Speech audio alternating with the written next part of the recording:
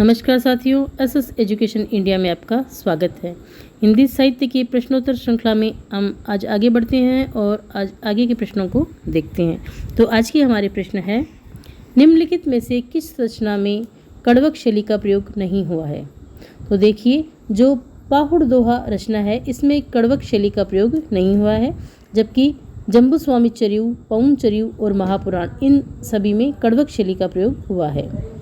अगला देखिए, सांकेतिक अर्थ रखने के कारण इनकी बानियों की भाषा को संध्या भाषा कहा गया। तो किन की बानियों की भाषा को संध्या भाषा कहा गया? तो सिद्धों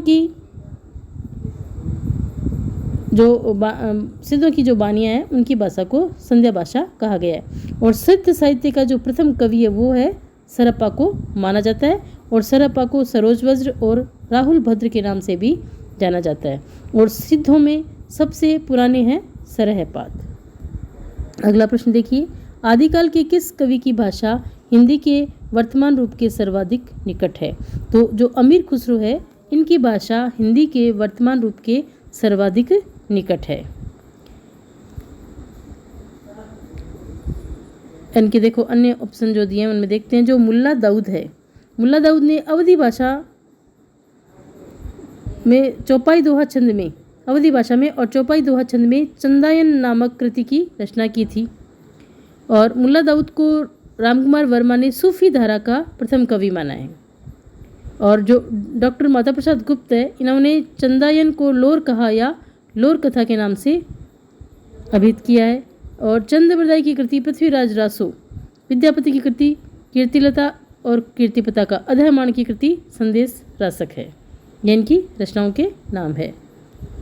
अगला देखिए, पृथ्वीराज रासो में प्रमुख रस कौन सा है? तो पृथ्वीराज रासो में प्रमुख रस है वीर रस और श्रृंगार रस।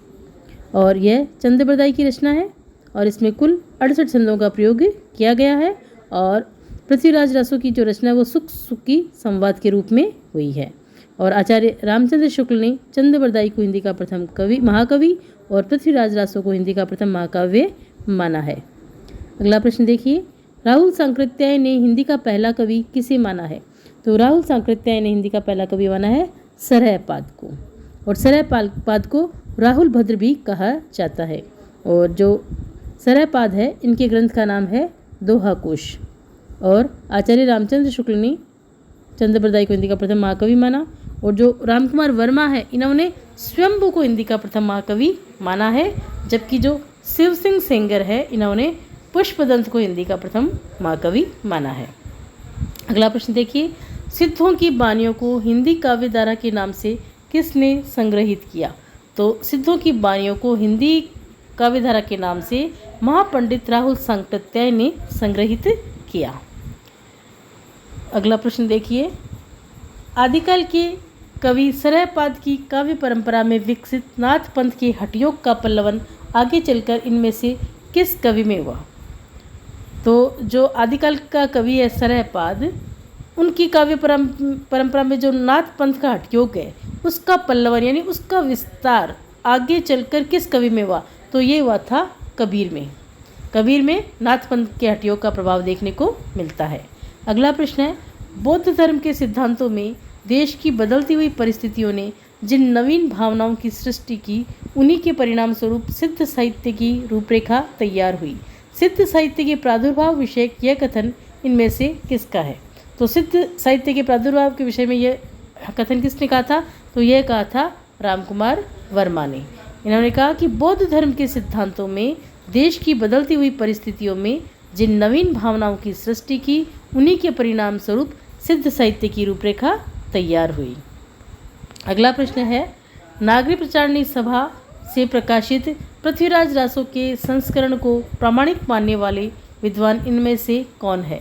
तो पृथ्वीराज रासो को प्रामाणिक मानने वाले जो विद्वान है वह है कर्नल टोड।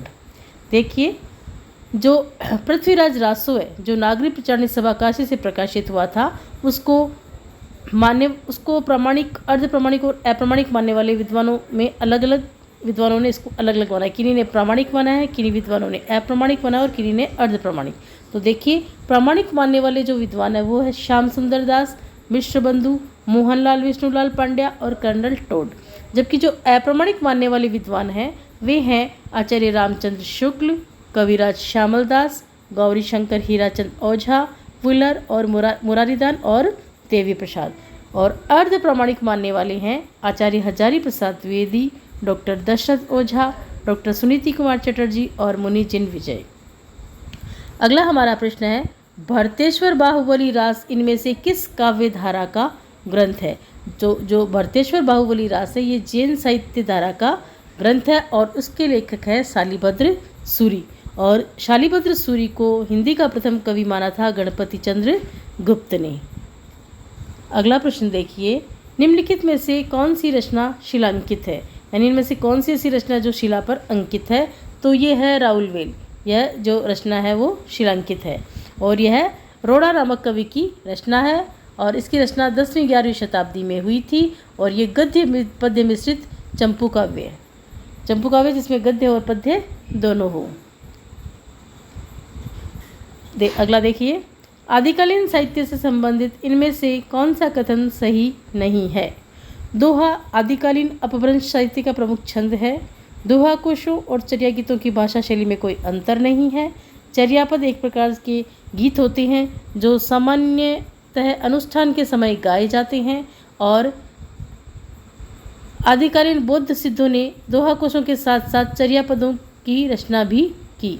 तो देखिए इसमें कौन सा कथन सही नहीं है? तो यह वाला जो कथन है ये दोहा कोशों और चर्या गीतों की भाषा शैली में कोई अंतर नहीं है, यही कथन सही नहीं है। बाकी ये तीनों कथन बाकी के सही हैं कि दोहा आदिकालीन अपभ्रंश साहित्य का प्रमुख छंद है।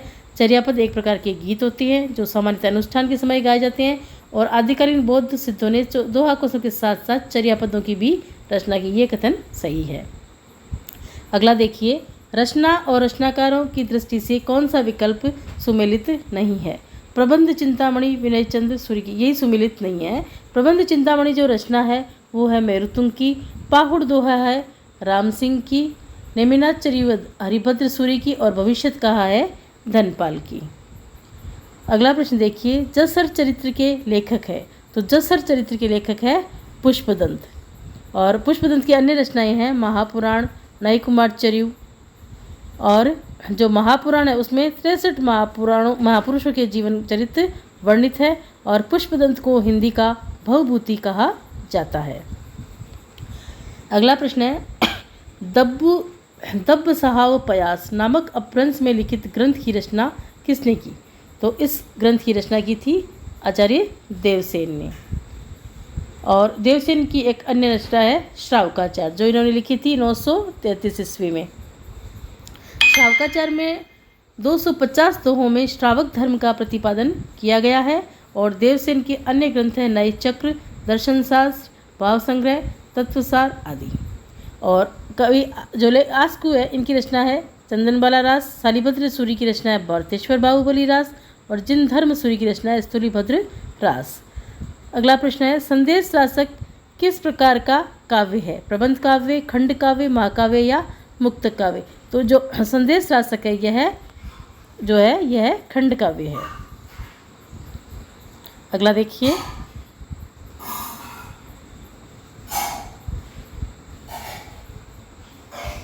अगला हमारा है, आलवार संतों की संख्या कितनी मानी गई है? तो जो आलवार संत है इनकी संख्या मानी गई है 12 है। जो आलवार है ये तमिल कवि और संत थे और इनका काल जो है वो 6वीं से 9वीं शताब्दी के बीच माना जाता है और इनके पदों का जो संग्रह है वह है दिव्य प्रबंधन कहलाता है। अगला प्रश्न है, केमासवध किस ग्रंथ की प्रमुख घटना है? तो जो केमासवध है यह पृथ्वीराज रासो की प्रमुख घटना है।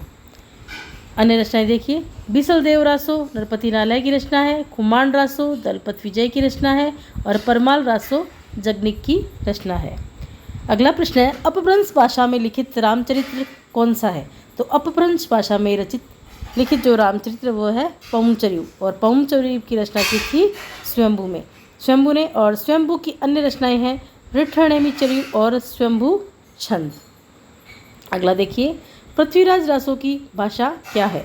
तो पृथ्वीराज रासो की भाषा है डिंगल और जो डिंगल है ये अपभ्रंश और राजस्थानी के मिश्रित रूप को डिंगल कहते हैं जबकि जो पिंगल है वो उसमें अपभ्रंश प्लस ब्रजभाषा का मिश्रण होता है।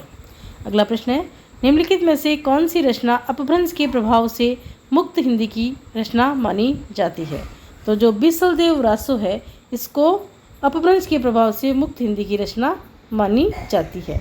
बिसलदेव रासो की रचना की थी नरपति नालय ने और इसकी रचना हुई थी 1155 ईस्वी में और यह एक श्रृंगारिक रचना है। और हिंदी में जो 12 मासा का वर्णन है वो सर्वप्रथम इसी बिसलदेव रासो में ही प्राप्त हुआ था। अगला प्रश्न है, पंडिये सल सत बखाणई देहई बुद्ध बसंत न जाणई, यह पंक्ति यह किसकी काव्य पंक्ति है? तो देखिए यह जो पंक्ति है यह सरहपाद की है। ये जो पंक्ति हमने पढ़ी थी कि पंडिये सल सत बखाणई देहई बुद्ध बसंत न जाणई, तो यह पंक्ति आदिकालीन कवि और हिंदी के जो प्रथम कवि थे सरहपाद इनके द्वारा रचित है। अगला प्रश्न है, आला उदल नामक वीर सरदारों की वीरतापूर्ण लड़ाइयों का वर्णन निम्नलिखित में से किस ग्रंथ में है? तो आला और जो उदल था इनकी वीरतापूर्ण लड़ाइयों का वर्णन परमाल रासों में है। और परमाल रासों की रचना किसने की थी? जगनिक ने की थी। अगला प्रश्न देखिए, डॉक्टर रामकुमार वर्मा ने अपने इतिहास ग्रंथ हिंदी साहित्य का आलोचनात्मक इतिहास में हिंदी का पहला कवि किसे माना है? तो डॉक्टर रामकुमार वर्मा ने अपने इतिहास ग्रंथ में हिंदी का पहला कवि माना है स्वयंभू को। और जबकि जो सरप्पा थे, सरप्पा को राहुल सांकृत्यायन ने हिंदी का पहला कवि माना है और सामान्यतः सरप्पा को ही सर्वमान्य रूप में हिंदी का पहला कवि माना जाता है। अगला प्रश्न है, नाथ साहित्य का आरंभकर्ता किसे माना जाता है? तो नाथ साहित्य का आरंभकर्ता गोरखनाथ को माना जाता है। और इसी के साथ हमारे आज के प्रश्न पूरे हुए। आगे के प्रश्नों में हम अगले वीडियो में फिर से मिलेंगे। तब तक के लिए धन्यवाद।